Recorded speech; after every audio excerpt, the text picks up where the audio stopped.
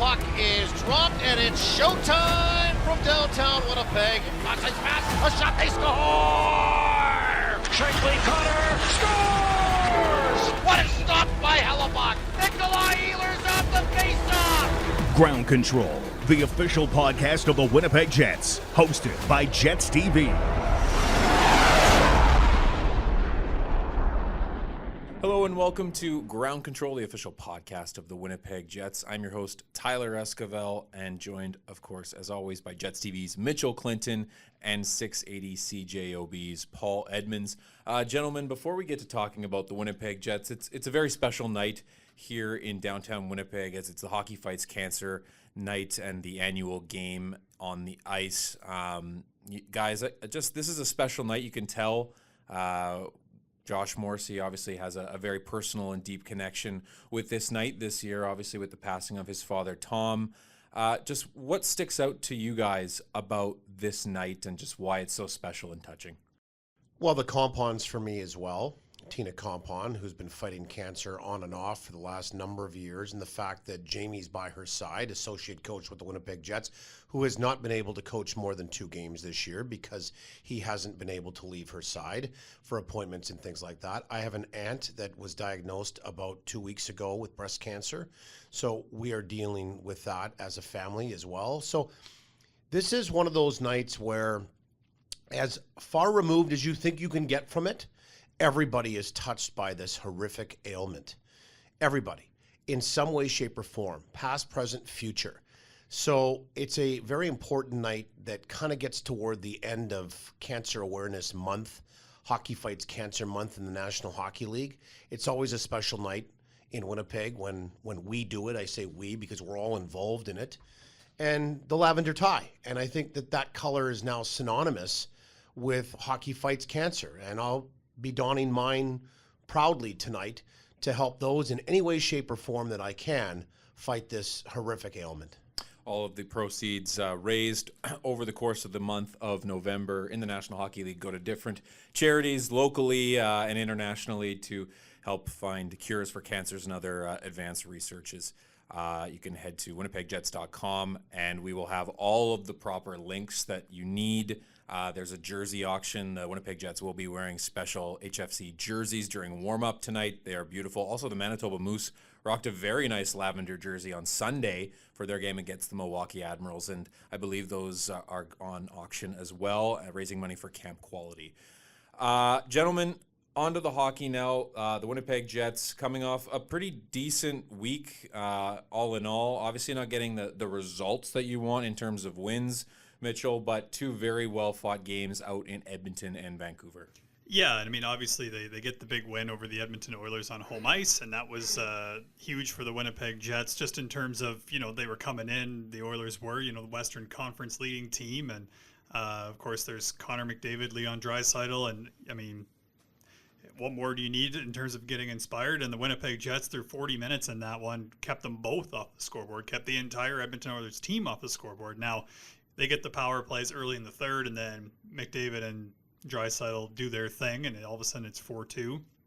But the Jets are able to really just get back to their game. They didn't let that bother them, and close out a real nice 5-2 win. Then you head into Edmonton, and the amount of times I've watched Paul Maurice post-game after that game in Edmonton, for a coach that had lost a game, man, like you would have thought the Jets won 5-0.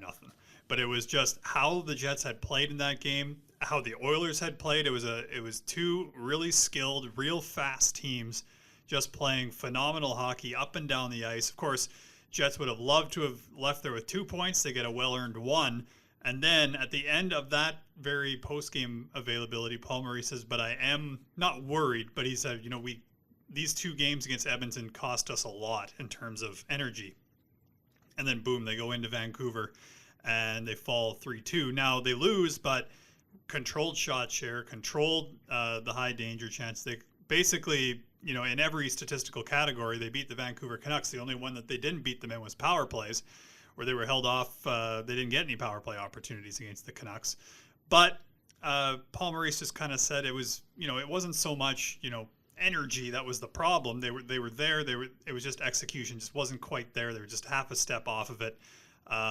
But still, I mean, came down to the last 2.5 minutes. It was 1-goal game, and the Jets very nearly found the equalizer on that one. So like you said, played really well over the course of the 3 games. Would have loved a couple more points, of course, but it's crazy to think that over the last 14 games, Jets have points in 12 of them, and the only 2 regulation losses they've had have been on the back half of back-to-backs. So some great playing so far this month, especially by the Winnipeg Jets, and of course they want to continue that this week. The game against the Vancouver Canucks is one of those perfect storm games too. I mean, Vancouver had rest. They were coming off a long losing streak. You just could kind of tell, and then calling back to Paul Maurice saying they just spent a ton in those 2 games against Edmonton. So the result, not a tremendous surprise, I don't think. Paul, one thing we're going to start with you is the team's road record. As of right now, they've been on 3 road trips. They sit 2, 3, and 4, which when you look at it, you kind of just shrug your shoulders and go, okay, they probably want to be better. But I think it goes back to what Mitch was saying.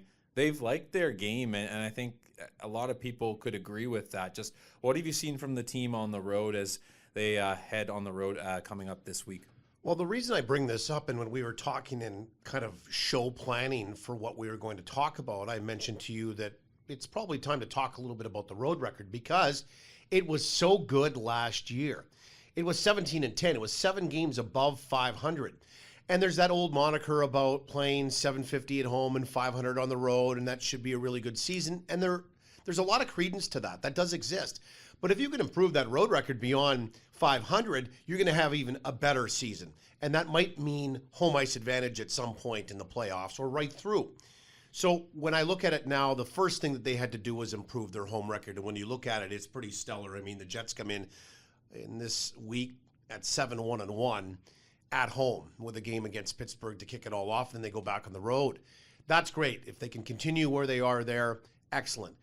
But you're going to find now that you need to get another win or 2 on the road to better that 500 record where it kind of sits right now. It's 1 game below NHL 500. But the fact of the matter is, to what Mitchell said, the composition of the way they are playing will lend itself to the fact that they're going to get more results on the road because they're playing every night the same way. And that's what you want. So while the road record doesn't look flattering as it did comparatively speaking to last year's, it's still pretty good considering now you're on back-to-backs, you're traveling around, you're flying a little bit more into the States, you're on and out of time zones as the Jets are now. And plus you've got, after the game against Pittsburgh on Hockey Fights Cancer Night, you've got 3 games on the road again. And you've got a difficult schedule because you go to Columbus and then it's back-to-back with Minnesota in an afternoon game and then into Canada to play Calgary. So this is where the challenge becomes that much more important for the Jets to rise to it on the road this year. Because while last year was difficult, you were flitting around Canada and you were only playing in your own time zone at home, there was times where you were playing back-to-back games in Toronto or in Montreal or going to Toronto and Montreal, and the travel wasn't that bad with some games in between, or to Alberta. So from that standpoint, it was a little bit easier. There was more hotel time. Plus, you're only playing 56 games. You're back to 82 this year. So I look at the road record as being equally as important for the Jets to finish where they want in an uber competitive Central Division. And so far, so good. And I think if they continue to play the way they have played in terms of structure and in terms of compete, the road record will improve from what it is right now.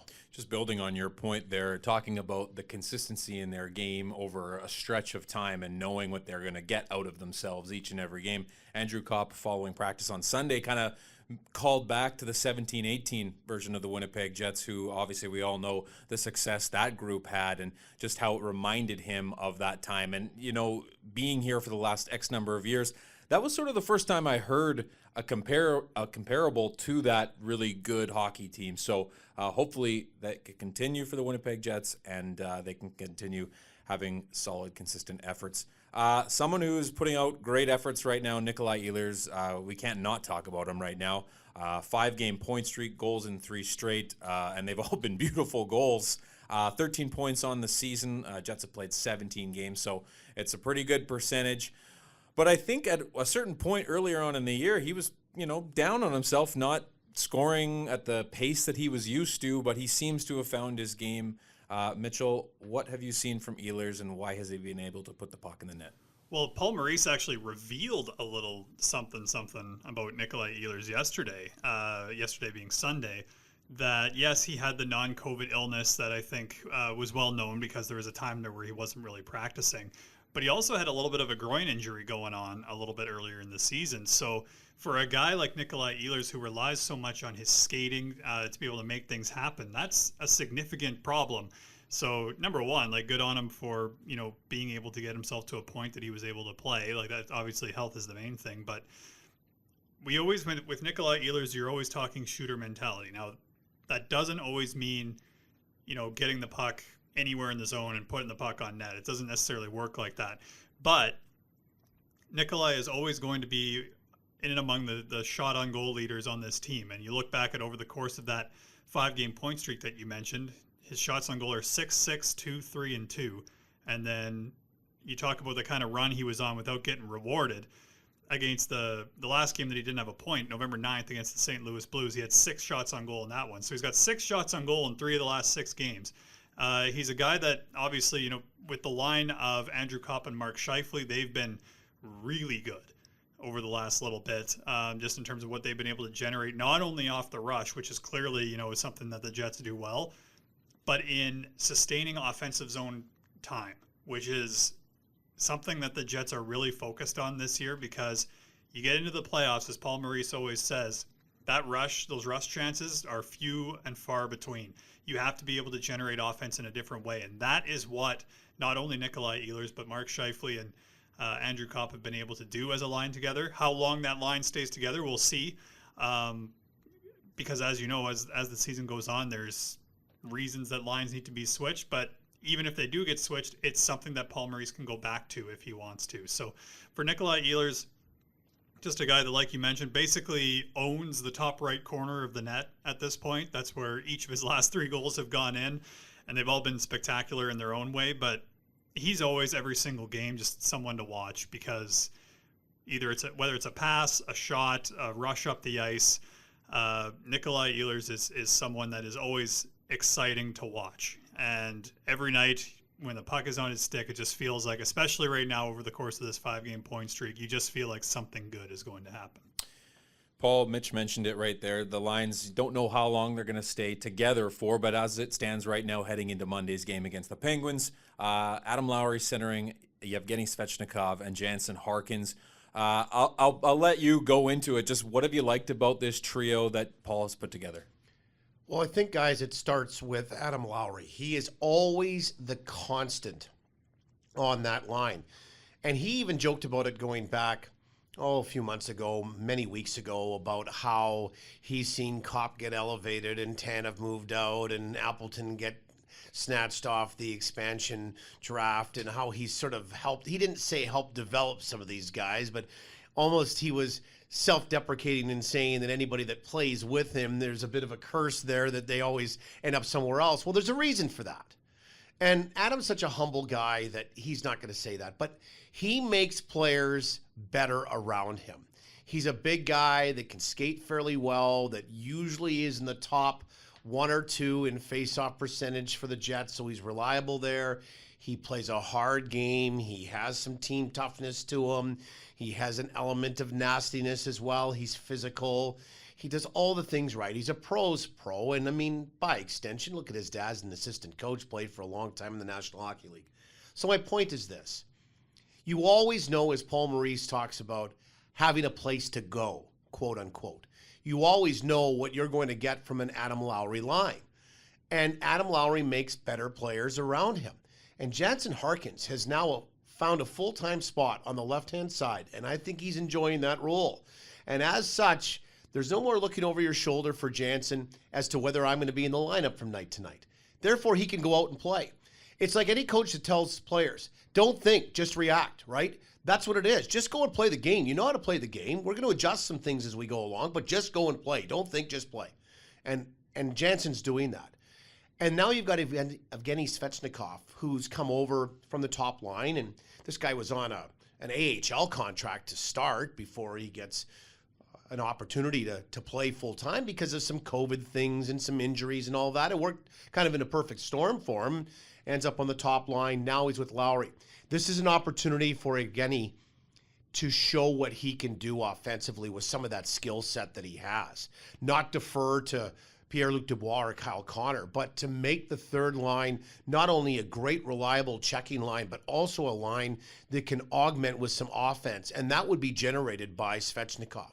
So to me, the balance is there between having a grind guy that's a leader that knows what to do, to another guy that's coming up, to two guys that are coming up that are both in their mid-20s. I mean, these guys are young guys, Svechnikov and Jansen Harkins. The next layer for either one of those two, and I think it probably might be deferred to Jansen Harkins, is to now take on some penalty kill duties and go out there with Adam Lowry, just like Andrew Kopp did so many years, and Andrew's still being used in that situation, but Andrew's also found himself in the power play.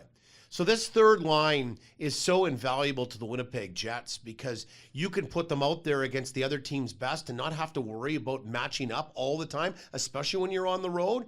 And it also, because of that, gives you an opportunity to keep the Scheifele or Dubois line away from somebody, even on the road, if you don't want to match up against their best or their checking line. So there's so many things that Paul Maurice has at his disposal because of what Adam Lowry has provided for so many years, and with those, by extension, people around him. And it just happens to be Harkins and Svechnikov. And I just really like the makeup of the line. I think it's really important to the Jets and their start this year. A quick note before we get to our guest, Chaz Lucius. Paul Stastny did skate for the first time, I believe, on Monday. That was his first time. He was out with strength and conditioning coach Jake Wolf. Paul Maurice did say the word good was used, felt good. So I believe they'll give him a good tug in the next few days, as Paul likes to say, and he will be on the trip. So he could factor into the lineup in the next games ahead. He hasn't played since November 6th. All right, heading over to our guest, our good friend Jamie Thomas. Took some time to chat with Chaz Lucius, the first-round pick from the 2021 NHL draft. He was 18th overall, the University of Minnesota product. He's played 8 games this year. He's got 1 goal and 2 assists. I believe he's just coming off a thumb injury, so he had some time to talk with Jamie. Enjoyed this interview. Jet fans, the Canadian Armed Forces jersey auction is now open. Be sure to bid on the military jerseys that were worn during warm-up on November 13th at the Canadian Armed Forces game. All proceeds from the auction go to support military members and their families.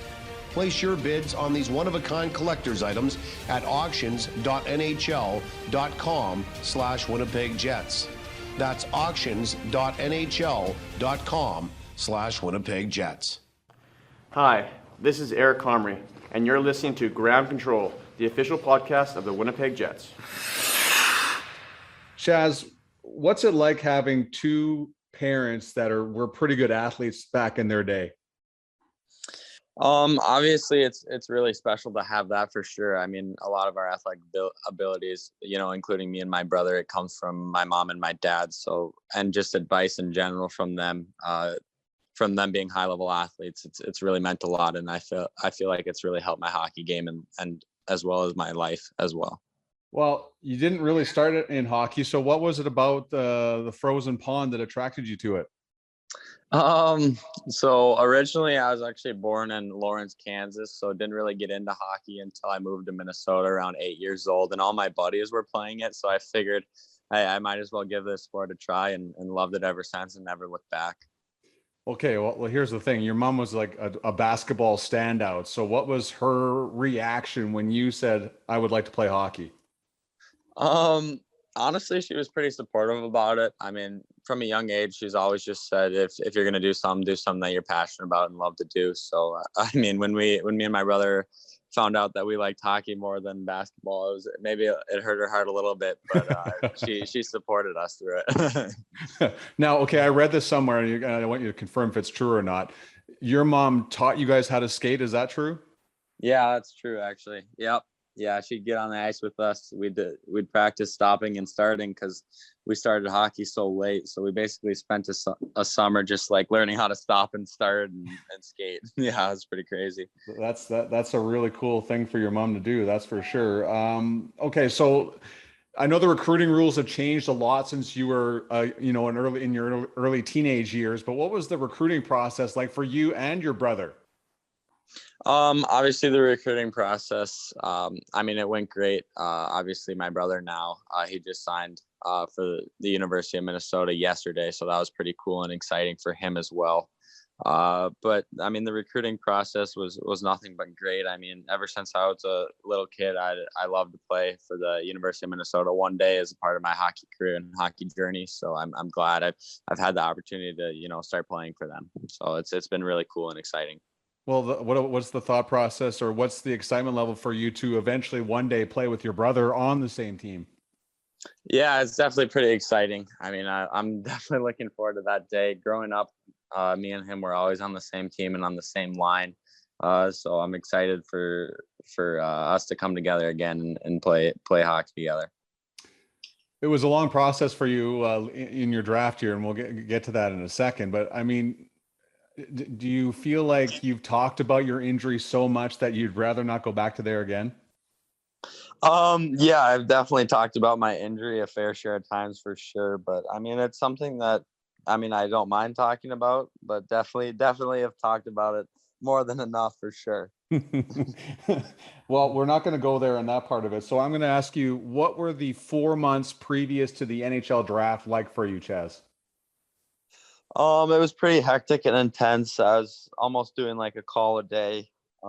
Just a lot of questions about my knee, a lot of questions. And then just a lot of excitement too, I guess, around the house. I mean, it's something you dream about as a kid, and to hear my name called was pretty special. How much of a sense did you have that it was going to be the Jets? I knew obviously you talked with a lot of teams, but where did the Jets fit into the fact that where you felt confident that if you slid that far down, that you would end up being a Jet? Yeah, I mean, I felt pretty confident about it. I mean, I felt like from the interview process, they really liked me as a player and as a person. So I felt like if I ever got there, that it'd be a great spot to go. And I mean, I'm very happy to be a Winnipeg Jet. Okay, so you're a first round draft choice. You come from a quality family. You're a Golden Gopher. You sound very similar to Blake Wheeler. Does that come up every once in a while for you? Yeah, it does. It does. Yeah, it definitely does. Yeah. So how do you respond? I mean, you're different players, but you kind of have the same path and kind of the same background here in some ways.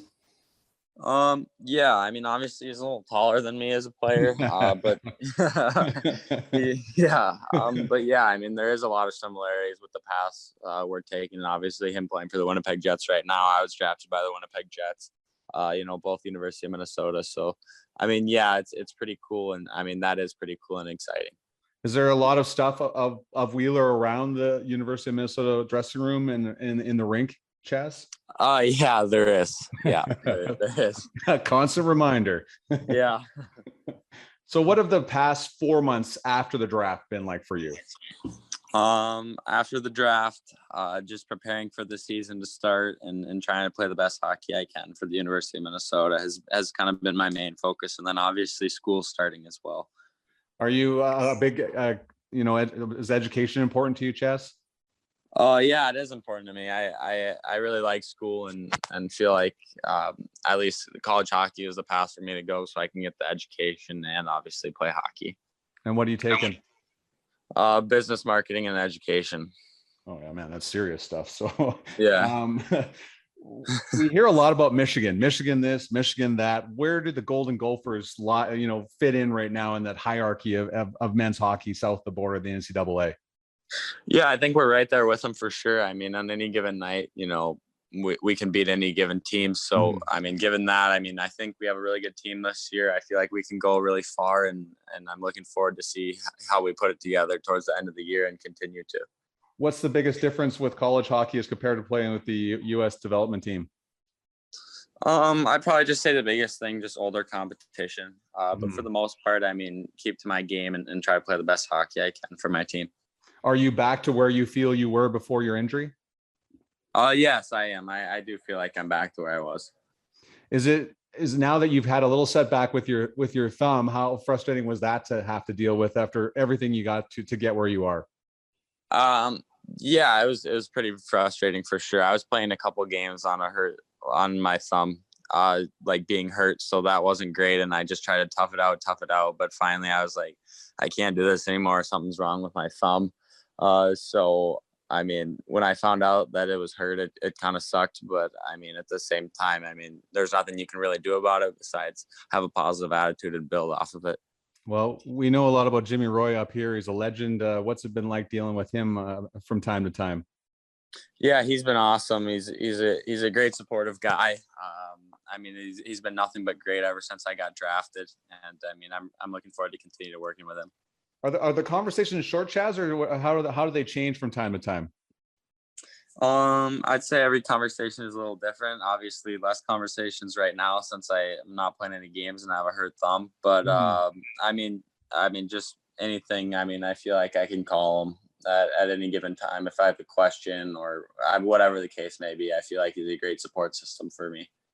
And now, since I mean you're in a little bit of downtime, what does Chaz Lucius do to pass time while he waits to get back into the lineup?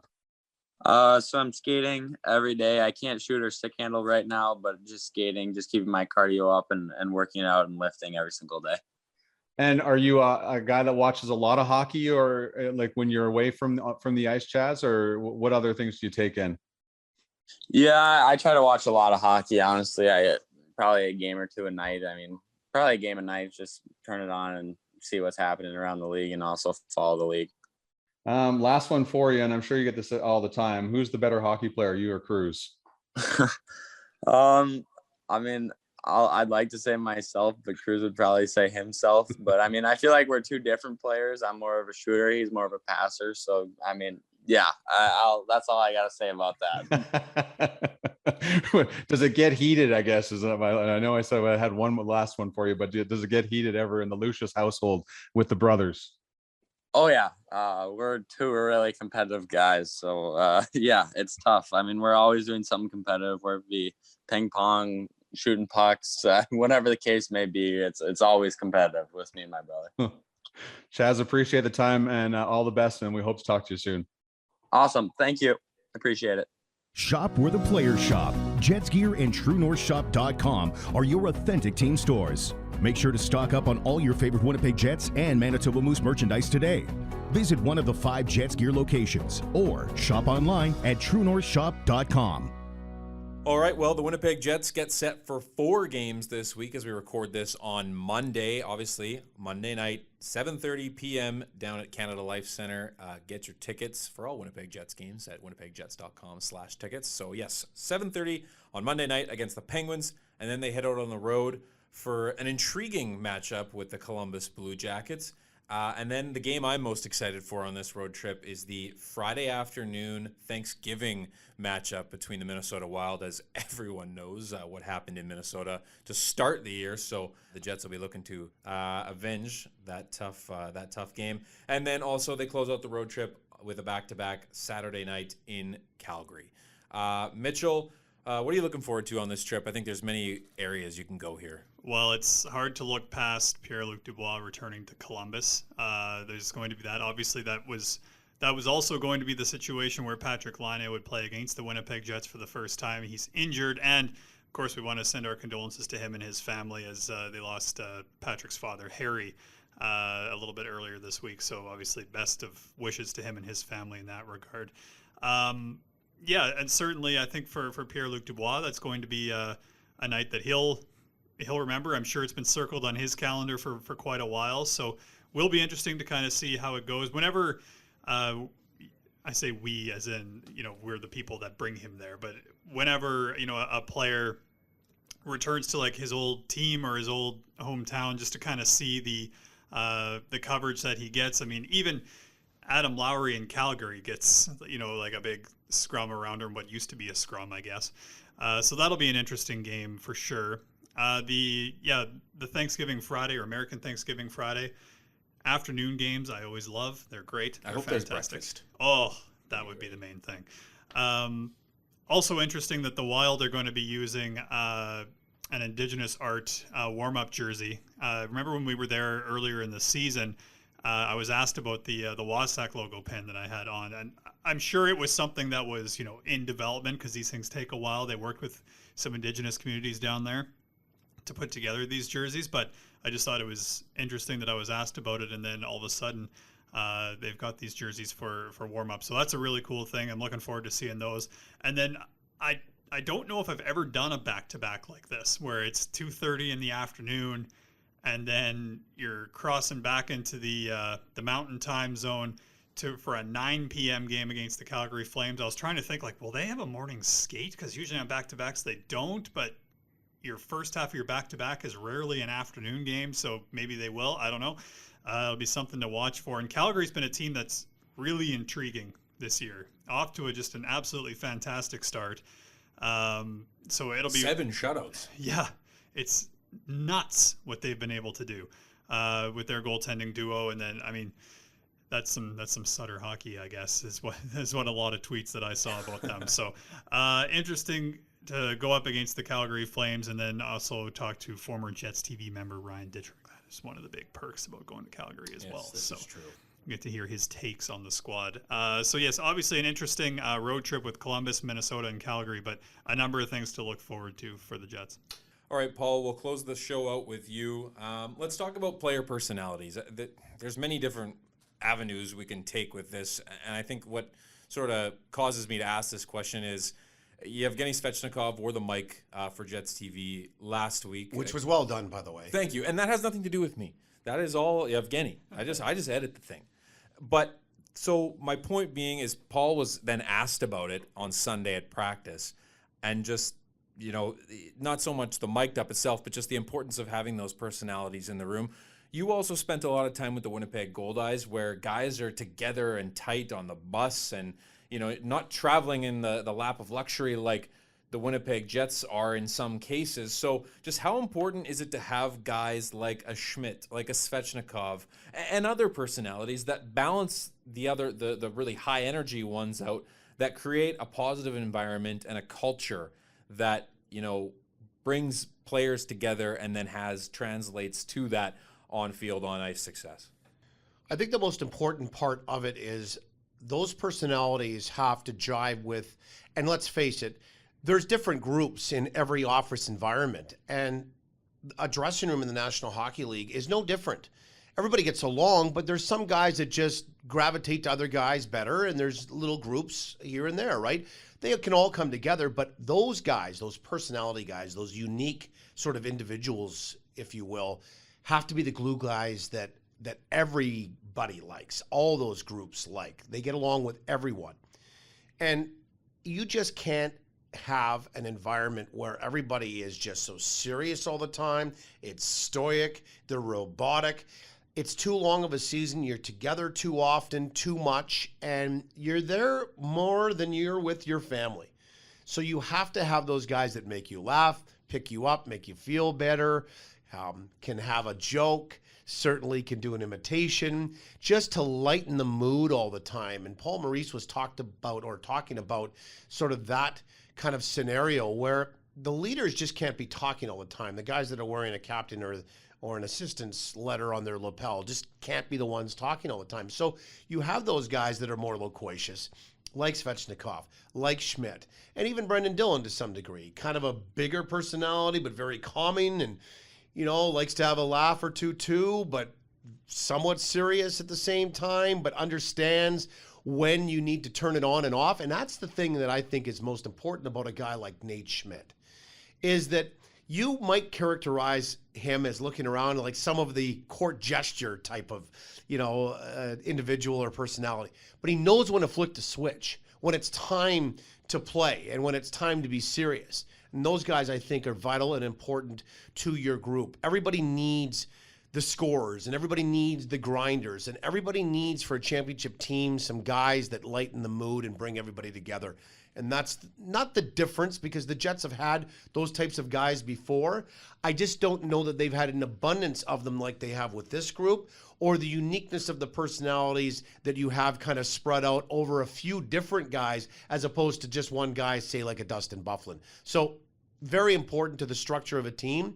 And I think that we're seeing the results of that this group is pretty tight together, enjoy being with each other, because I think it's not just reliant on one or two guys to bring everybody together. It's reliant on a number of different guys that can then meld and coagulate everybody together as a team. Well, I've enjoyed coagulating with you guys here There we go. on this podcast. Great word, by the way. That'll do it for us here on Ground Control, the official podcast of the Winnipeg Jets. The Winnipeg Jets, tons of home games coming up in December as well. WinnipegJets.com/tickets. On behalf of myself, Tyler Esquivel, Jets TV's Mitchell Clinton, and 680 CJOB's Paul Edmonds. Thanks so much for downloading. We appreciate it every week. You guys have yourself a great week, and go Jets go. This is Big Ground Control, the official podcast of the Winnipeg Jets, hosted by Jets TV. For Jets news, videos, and more, head to WinnipegJets.com. Proceed to enable.